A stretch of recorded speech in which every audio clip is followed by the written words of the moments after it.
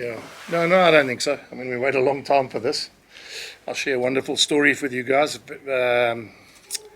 Venus Kalaratis was a tennis player, Vitas Kalaratis, and he played against Jimmy Connors, and they lost 17 times. And when he eventually won the 18th time, they asked him, now, what do you think? And he said, nobody beats Vitas Kalaratis 18 times in a row. So we'll enjoy this. I mean, we've been waiting a long time. Bucky said to me today in the change room, sometimes the road's longer than it is wide. And it's taken a bit of a long road for us, but it was comprehensive today. Great defensive side. We scored 4 tries, 1 disallowed. And then defensively, we kept them out. A year ago, 2 years ago, they would have scored in those plays they had on the try line. 3 out of the 5 or 6 they had. So I don't think we'll get complacent. I think we'll enjoy this because we've grown as a team. I said it to you guys the whole week. What's happened is we probably did really well early on with a young group of players, but we're always going to get better. And I must say, right at the end of the game, I sort of doubted. I thought, geez, why did I pull the trigger so quickly on putting all the reserves on? Because you put on a 19-year-old lock and you put on a front row when you're dominating with your front row anyway. And I thought maybe I'd shot myself in the foot there, but those are lessons I'll learn. I just think the gains you get out of giving those boys an opportunity to be on the field in that time and get the experience of winning in front of 52,000 people is immeasurable. I asked myself the same question. What does this do for belief? Yeah, well, it's exactly that. It starts to sink in that the team's getting better and better and better. And today, no Ulrich Lowe, no Cameron Hanekom. I'm just using 2 examples of guys that probably would have been in our mix. So what that does is it just creates so much more competition in our group because now everyone wants to be part of something as nice as it was tonight. And I know you're going to ask me, but I mean, 52,000 people, guys. When's the last time we had a pool game where we've had a sellout crowd in any stadium? So I've got to say to our supporters, unbelievable. And it shows that things are working. Credit to the Stormers too, because if they had a poor team, there's no way there's 50,000 people here. So it's testament to the fact that this tournament is a tough tournament. It's testament that both sides are really good. And, we're obviously going to enjoy the fact that we've taken a long time to beat them. And we didn't just beat them tonight. I mean, we convincingly beat them. And that could even been bigger if we had taken our chances. Saying that, they also had chances, but it's one of those games where I thought 19-3 after 30 minutes, probably the best we've played against them in all the fixtures together. Jake, you've coached a lot of people have been alive and you would have experienced plenty of streaks. I mean, there was that very difficult one in 2006. Where would you put this particular one in terms of breaking it, in terms of what has transpired in your career? Well, I just think, 2006 I was nearly fired. I was flying home from a Springbok tour and I was basically 1 penalty away. We then thrashed the All Blacks in Rustenburg with a penalty in the last minute and probably saved my job. So, I've been around the block and I probably understand sometimes, but I've been telling you guys for a long time it's going to change. It's going to change, And as much as it's a blessing for us and as much as it's a massive, now the challenge is to see whether other teams can turn the corner as well. And that's what's coaching's so nice about coaching is, you're 7 days away from being a superstar. That's how it is. 7 days time, everything changes. So. It wasn't a great year, 2006, you all know that, but a year later we won the World Cup. And I was just very thankful that I had players believing in where we were going.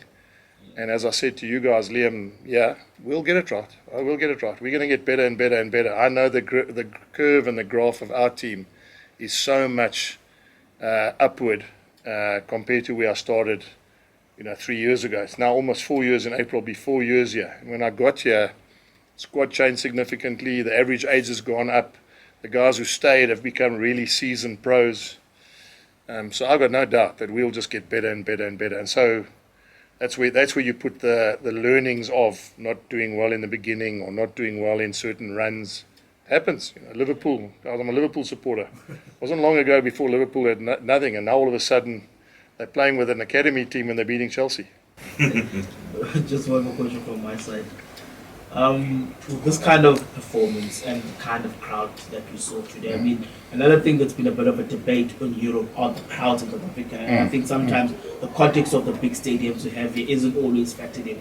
What kind of message does this performance send for teams who may now find themselves having to come to altitude in front of 50,000 fans and need to raise themselves in performance? Well, I'll tell you what it does do. It shows you how passionate the Bull supporters are. It shows you, I mean, then, I've always said, Newlands in the old days, people packed Newlands. It was a great venue for their supporters, and we're probably envious of the fact that they could fill their stadium every time. But, I mean, you saw tonight. I mean, the game got delayed for an hour and we still had a sellout crowd. So, all credit to them. As I said in my post-match interview with Skulk and Nick, it would be amiss of me not to say baie dankie. Dit is baie lekker gewees. Ek wens julle dit geniet en van my kant af vir al die supporters, dankie en hopelik kry ons elke week wat ons speel kry ons dieselfde skare. Jake, does it sort of feel like the monkey's off the back? You can get rid of it, you can move on, not going to talk about it again, and especially in the way you did it tonight. Yeah, as I said, when you said Vitas Garolatas lost 17 times, the monkey took a long time to get off. I knew it was going to happen. I mean, I kept telling you guys that's going to happen, And I never ever coached any time that I've been here about, we got to change that or whatever. I knew, it's like a lightweight boxer going against a heavyweight boxer, and the only way you're going to compete is when you get a heavyweight boxer in the ring against us. And they've been the form side. You guys don't give them credit enough sometimes because they've beaten everybody and they've got to 2 finals in 2 years. So that's not just a normal team that, if we had a hoodoo against them and we were losing against them every week, but they were going nowhere in the competition, then that becomes a psychological battle inside you. But we're talking about a team that consistently beats most teams, and has 2 finals under there and one winning medal. So that's how we put it in perspective. And out of those games, 5 times we've played at Cape Town Stadium. So I mean that just shows you what and those learnings. That's what I always said to the players when we were building up for this game. If we didn't have those 2 playoff games against them, one in a final and one in a quarter, we wouldn't have been better.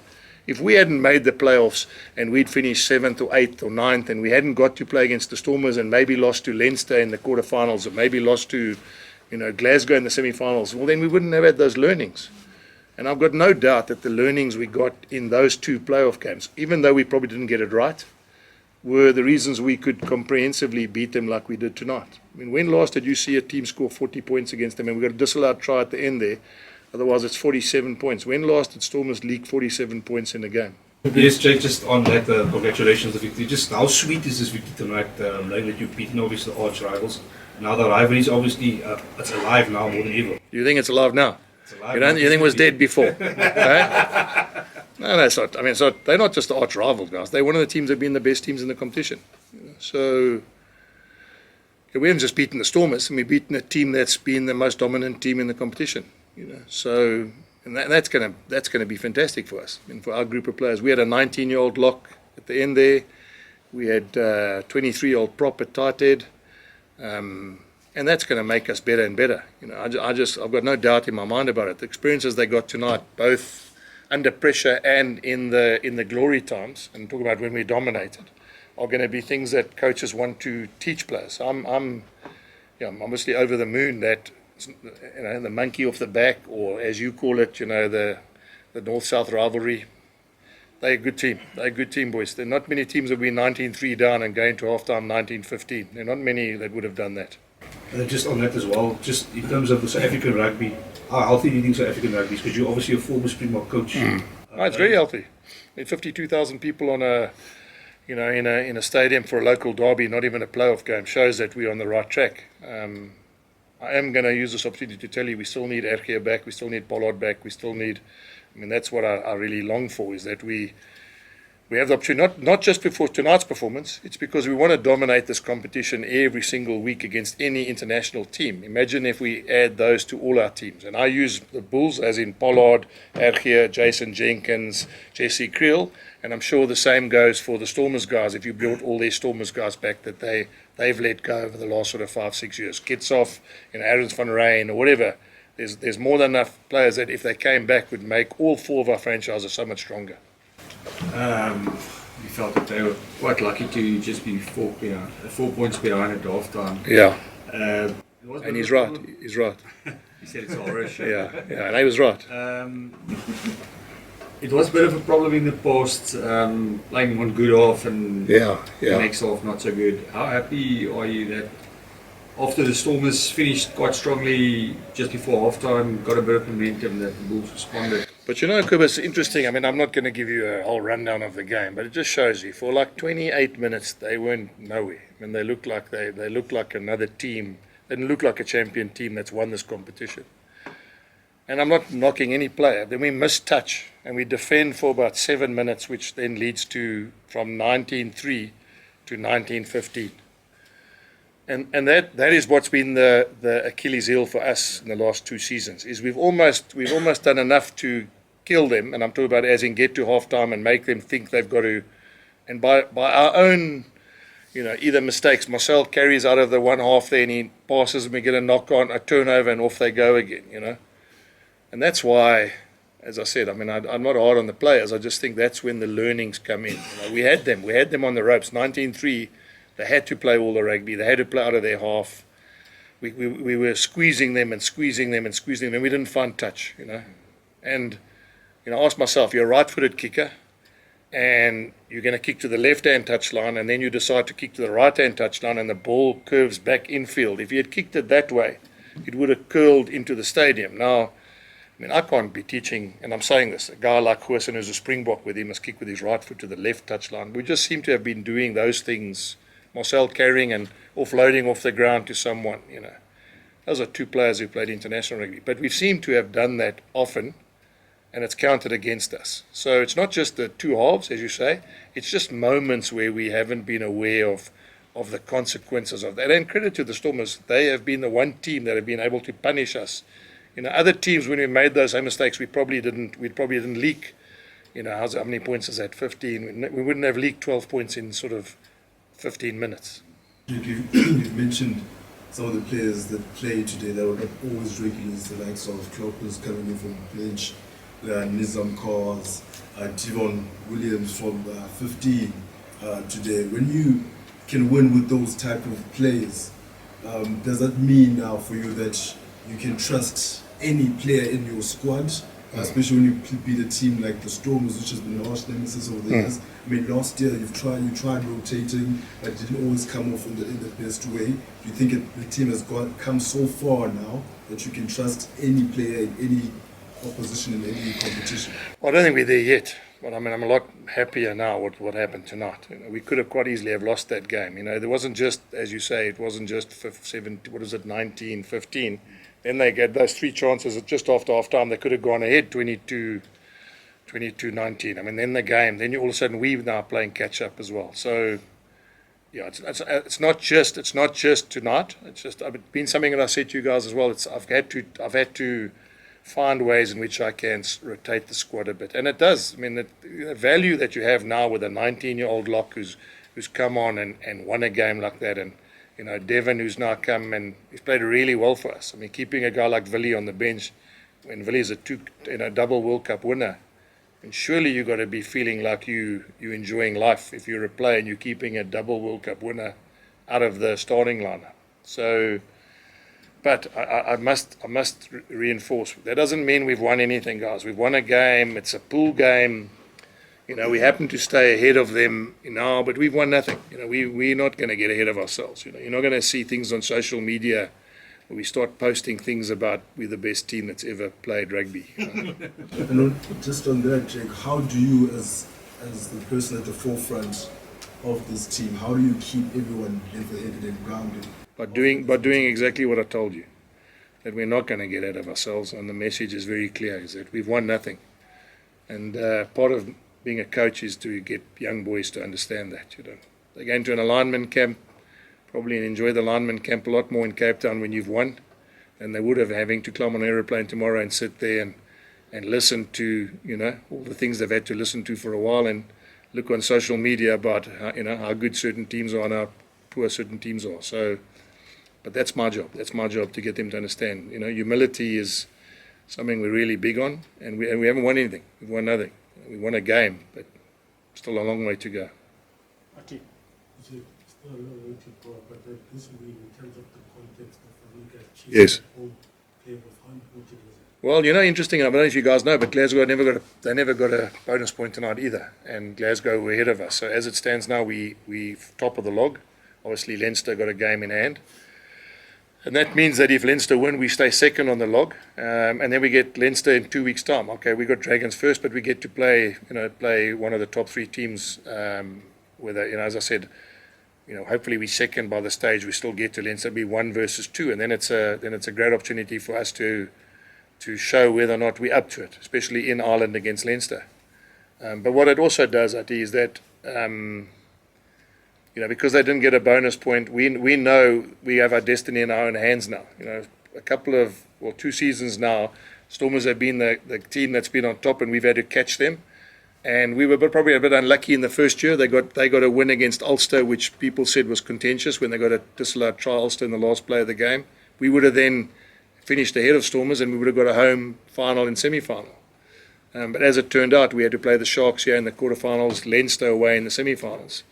So the lesson we would have learned there as a group is, now that we've got our destiny in our own hands, all we've got to do is keep playing well and keep making sure people have to catch us. And then if you get at home, you've seen now, I'm talking to the converted, but look what a home ground advantage means to these teams. It's massive. Jake, after the game, I looked at a few comments from the public, and the general consensus was around the record and the monkey fun off your back. Jake, now I want to take it back to the after the Stormers game, where you mentioned the Cape media and the hype around the record. You're probably happy now the light can be dimmed now on the record and more focus can be on your own home record. Yes, that's right. Is that it? That's it. I mean, I don't know what more you want me to say, my friend. You guys in the media there, you the guys that asked me the question about after the record and the monkey, and now we can move on. Just in terms of the composure shown by the guys, you said before the game that you feel the Bulls haven't played their best rugby ever against the Stormers over the years. Do you think that tonight was that case? And also going forward now that that's the kind of composure that you still play your game even in the high pressure situations, especially with Champions Cup also coming up? Exactly, Ashok. That's not just a lesson for the Stormers. I think when you're playing against a good team, and they are a good team, as I said, they've played in 2 finals, so they've got all that mileage under their belts, and the way we 19-15 and looked like the game could get away from us again. I mean, to win the second half 21-7 with the reserves we put on, obviously is something that we must be happier with, and we must obviously take a lot of confidence out of. Any injuries, Jake, or guys No. coming back for the next game? No, happy. No injuries, and obviously Ulrich Lowe, I mean, he sat out this week. He should be available for when we play again. Yeah, Jake, it's not entirely related to the game, but I remember last year a lot of talk was on your youngsters and the general health within the rugby at the Bulls and in South Africa in general, where you had less test match experienced players. Where do you think we are in terms of the Bulls, but also on a national scale? You've got guys like Marcel Coetzee coming back, Willie Leroux, and on the other side of the team, you've got the Trevors of this world and the Andres of this world coming back, playing 3 or 2 competitions a year. Where are you with that in terms of your long-term plan? Because you've obviously spoken a lot about that considering the context of today. So we're not where we want to be. We're not. I mean, I can only talk from the Bulls' point of view, and I still think to be dominant, and I'm talking about really dominant in all comps, you're going to have to get more depth in your squads, and I'm sure it's the same for everybody, but I can't talk for them. And getting those guys back is exactly what I want to hear. When Trevor wants to come back, and Andre wants to come back, and Willie's now come back, and Wilco Lowe's come back. I've been beating that drum since I got my Bulls cap on when I joined the Bulls when I came here. I think, a lot of money goes into our local game, a lot of sponsorship goes into our local game. And what we must be careful of is that we don't lose that sponsorship and that backing if all our best players are not on show to our public every weekend. So, I mean, we're getting there, but I would like to see in the next few years that more and more senior seasoned professionals and internationals come back and play in our country. And just a quick one, a last one, if I can, Lunga. In terms of that holistic approach, we've got players like Devon Williams. We saw on the other game across the Jukse, we saw Sia Masuku, who've come from the smaller unions, so to speak. Is the Currie Cup doing well for that in terms of putting players like that across to big teams like the Bulls and bring them forward? What do you think we can do? Another competition, or how to improve the Currie Cup? Look, I'm sure that our junior rugby is as strong as any junior rugby in the world. I mean, our schools are the strongest in the world, and so we're always going to produce many talented rugby players. And I'm thankful that we've got so many provinces where those boys can play. I mean, you've got a guy like Devon, who's at the Pumas. He's a Paul Boys guy. He's played in a big school. He's won a Currie Cup with the Pumas, but there's no doubt that he's playing really well in and amongst really good players as well now. And the domino effect and the sort of spin-off effect was if all the international players or all the great players come back, then what will happen is we'll get stronger. Then guys that are with us will go down to the other provinces as well, and they'll get stronger, which means collectively all the teams in South Africa will be strong. So. You think about it, if 100 players came back from overseas and 25 went to each franchise, that means that there's 100 players that would have to go between Griquas, Free State and Pumas. Now imagine just the depth that you would create in the country if you have 7 really competitive teams, because those 25 players from each franchise would have to find a job with one of our other franchises. And that just shows that'll make everything good. That'll make all our rugby competitive. That'll put money in the coffers because sponsors will want to see those guys playing.